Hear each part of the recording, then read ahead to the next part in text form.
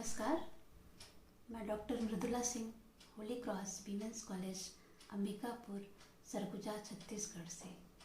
आज मैं पत्रकारिता प्रशिक्षण में एक टॉपिक है मुद्रण कला ज्ञान, उससे संबंधित चर्चा करूँगी। मुद्रण कला ज्ञान से संबंधित जितनी बातें हैं, मुख्य बातें हैं, उनकी आज मैं यहाँ पर चर्चा करूँगी।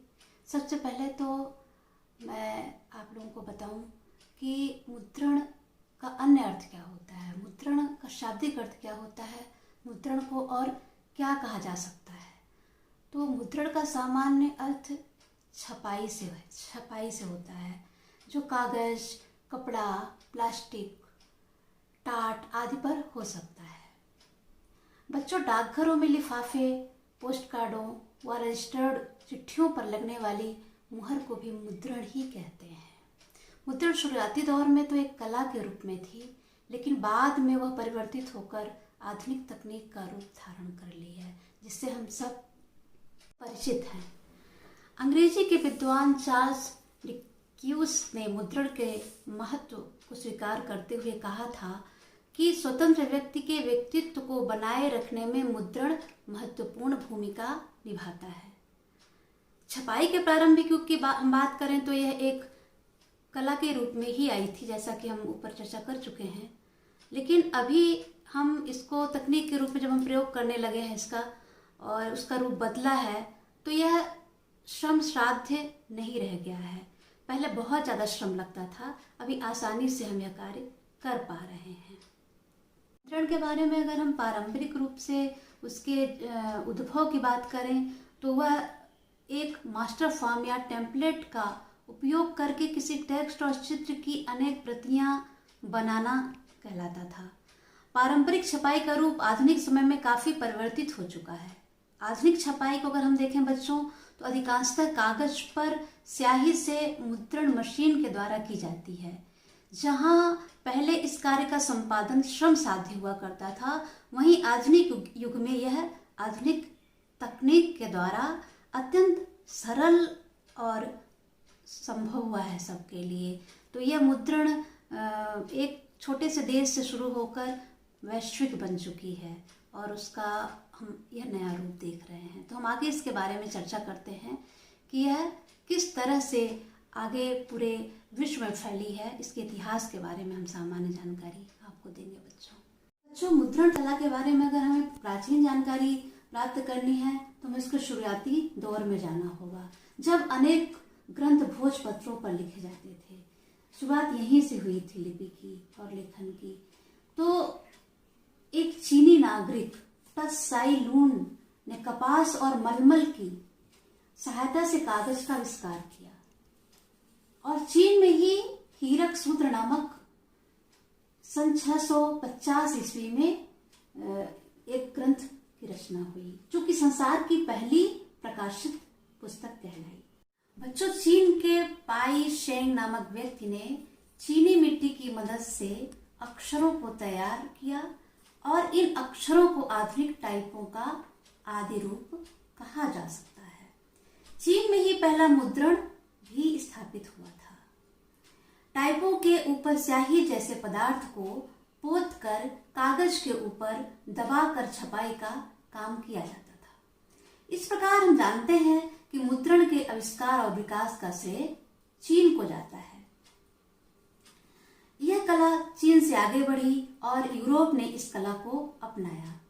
एक अनुमान लगाया जाता है कि 14वीं-15वीं सदी के दौरान यूरोप में इस कला का स्वतंत्र रूप से विकास हुआ। विद्यार्थियों, जैसा कि हम चर्चा भी हमने किया कि यह कला चीन से निकलकर यूरोप पहुंचती है। तो यूरोप जब पहुंचती है यह कला, तो वहां पर चित्रकारों के चित्रों की छपाई के लिए इस कला का उपयोग किया जाता है, और इस कला का उपयोग शीघ्रता पूर्वक छपाई हो सके उसके लिए वहां पर एक अन्य विधि इजाद की जाती है। तो इससे हमको यही पता लगता है कि यूरोप में चित्रकला का महत्व कितना था। यूरोप में लकड़ी अथवा धातु की चादरों पर चित्रों को उकेर कर ठप्पा बनाया जाने लगा, जिस पर स्याही लगाकर पूर्व विधि अपनाई गई।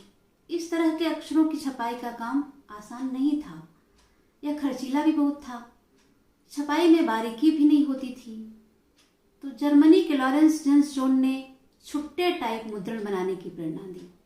इन टाइपों का प्रयोग सर्वप्रथम सन 1400 ईस्वी में यूरोप में ही हुआ था। आगे चलकर 1440 ईस्वी में जॉन गुटेनबर्ग ने ऐसे मुद्रणों का आविष्कार किया और उन्होंने बाइबिल की छपाई की, जो गुटेनबर्ग की बाइबिल के नाम से जानी जाती है। इस तरह से हम देखते हैं बच्चों कि गुटेनबर्ग का यह तरीका, यह विधि जो उन्होंने अपनाई थी छपाई के लिए, वह बहुसंख्यक जनता तक बिना रुकावट के पहुंचने लगा। समाचार और अन्य मतों को पहुंचाने की सुविधा इसमें से बहुत ज़्यादा होती थी। जॉन गुटेनबर्ग ने ही सन 1454-55 ईस्वी में दुनिया का पहला छापा खाना, जिसे प्रिंटिंग प्रेस कह सकते हैं, लगाया तथा सन 1456 ईस्वी में बाइबिल की 300 प्रतियां प्रकाशित करके पेरिस भेजा। गुटेनबर्ग के छापा खानों से एक बार में 600 प्रतियां निकाली जा सकती थी। इसका परिणाम यह हुआ कि 50 वर्षों के अंदर यूरोप में करीब 2 करोड़ पुस्तकें प्रिंट हो गई थी। इस प्रकार यह कला चीन से होते हुए जर्मनी होकर यूरोपीय देशों में फैल गई। और एक बात, महत्वपूर्ण बात है बच्चों, उसको ध्यान में रखिएगा कि पुर्तगाल में इसकी शुरुआत सन 1544 ईस्वी में हुई थी। यह ध्यान देने योग्य बात है कि अगर हम मुद्रण के इतिहास की पड़ताल करें तो यह तथ्य उभर कर आता है कि छापे खाने का विकास धार्मिक क्रांति के दौर में हुआ था।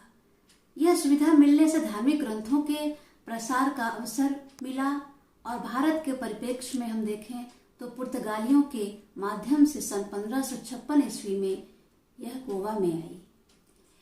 पुर्तगालियों का उद्देश्य अपने धर्म ग्रंथों का यहाँ पर प्रसार करना था। इससे भारतीयों को भी प्रोत्साहन मिला और वे भी अपने धार्मिक ग्रंथों को प्रचारित करने के लिए आगे आए। इस संदर्भ में एक महत्वपूर्ण नाम हमें ध्यान रखना है बच्चों, भीमजी पारेख का।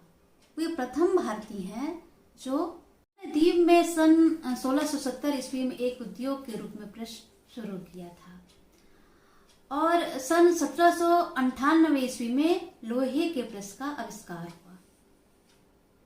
आगे चलकर रोटरी प्रेस जो भाप की शक्ति से संचालित किया गया, ये 1811 में इसका आविष्कार हुआ था। अगर हम मुद्रण कला की पूरी तरह से विकास की बात करें तो यह 19वीं सदी के अंत तक बिजली संचालित प्रेस का उपयोग होना शुरू हो गया था और तभी से हमें मानना पड़ेगा। सन 1900 ईस्वी तक बिजली संचालित रोटरी प्रेस, लनोटाइप आदि की सुविधा हमें मिलने लगी थी और बच्चों रंग बिरंगे चित्रों की सुविधा भी इसी समय से हमें मिलना शुरू हो गई थी। फोटोग्राफी को छापने की व्यवस्था मिली और सचित्र समाचार पत्र सब तक विस्तारित हुए। और भारत में छपाई खाने की अगर हम बात करें, भारत में 6 दिसंबर 1556 ईस्वी को गोवा में प्रेस पुर्तगालियों ने अपनी सुविधा के लिए धार्मिक प्रचार हेतु भारत से होते हुए ओबिसिनिया जा रहे थे लोग, लेकिन ओबिसिनिया ना जाकर गोवा में ही रह गए और सन 1557 में यही सेंट जेवियर ने डॉक्ट्रिना क्रिस्ताओ नामक पुस्तक छपाई और व्यापक विस्तार भारत में मिला। सन 1778 ईस्वी में हुगली में बंगला भाषा का पहला व्याकरण छपा और सन 1779 में देवनागरी लिपि में पहली पुस्तक हिंदुस्तानी भाषा का व्याकरण छपी थी। इसे गिल क्राइस्ट ने छपाया था। इस तरह मुद्रण कला विकास की ओर अग्रसर हुई, जिसके आधुनिक रूप से हम सभी परिचित हैं।